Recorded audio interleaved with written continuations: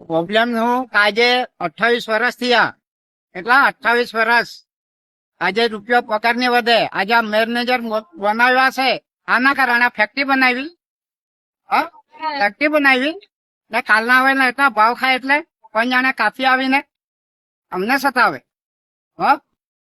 આજે કેટલા વર્ષો થઈ ગયા, દાસ સાહેબે કઈ નહીં કર્યું. હમણાં દર્શન સર કે કોઈ બી હોય પણ પહેલે પગાર વધારો ને પગાર ઓર્ડર આપો, તેમાં પગાર વધારો જોઈએ. હા, ને ટાઈમ થી ટાઈમ, ભલે 1 મહિનો લેટ, પણ આ શું છે 8-9 મહિનાથી પગાર નહીં થાય. બિચારા દૂર દૂર થી આવે, ખાનમેલ દૂધની. હા, કોઈ બિચારા બસમાં આવે, બસ ચૂકી જાય તો પછી શું કરવાનું? કોઈ દિવસ ટાઈમ સવારે લેટ બી થાય બસ ને કારણે. હા, એટલે સમજી વિચારીને કામ કરવા પડે. આટલું મોટું હોસ્પિટલ બનાવ્યું, એમાં પૈસા વાપરવા મળે, લોકોને અહીંયા સેવામાં કોઈને નહીં. બધાને બીમારી, બીજા ડિપાર્ટમેન્ટમાં પગાર વધે, અહીંયા કેમ નહીં વધે? અહીંયા બીમારી લાગે, જાત જાતની છે બધું.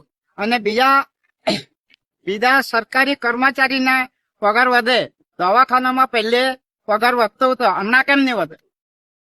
હા, નોમો હોસ્પિટલ કઈ વેકેન્સી નીકળે એમાં અમે કરી દઈશું, પણ એમાં બી કઈ બીજાને લેતા છે ને અમને નહીં લેતા મળે. અમે 9,000 માં આટલા દૂરથી આવવા જવાનું ભાડું થઈ જાય સર. ક્યાંથી આવે છે? અમે ખેતીથી આવતા છે સર.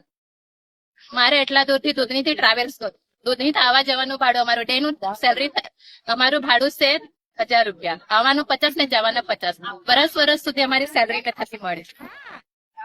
10 વર્ષથી કામ કરો, અમારા પાસે હાલથી એક પણ ઓર્ડર કે કઈ પ્રૂફ નહીં મળે. આજ સુધી 10 વર્ષથી અમને ઓર્ડર કઈ આપેલો નહીં મળ્યા.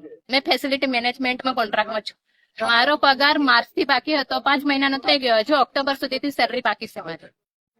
સર લોકોને ચેમ્બરમાં જઈને મળીને એક અઠવાડિયામાં થાય, મહિનામાં થાય, આજ સુધી અમારી સેલરી નહીં થઈ છે સર. અમે 6-7 વર્ષથી નોકરી કરતા છે. 6-7 વર્ષથી નોકરી કરતામાં એમટીએસ તરીકે કામ કરું છું ને ઝાડુ પોતું કરે, બાથરૂમ સાફ કરાવે, પેશન્ટનું ડાયપર ચેન્જ કરાવે, યુરિન ખાલી કરાવે, એ બધું કામ કરાવે. અને અમને 10,000 માં એ લોકો કામ કરાવતા છે.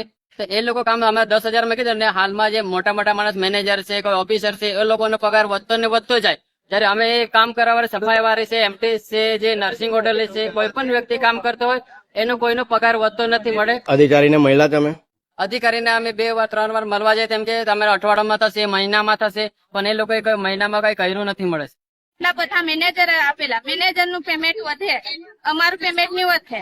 અમારું 10,000 માં અમે કેટલું ખર્ચ ચલાવે? આટલા દૂરથી ખાનવેલ થી આવે તો એમાં કેવી રીતે ચાલે?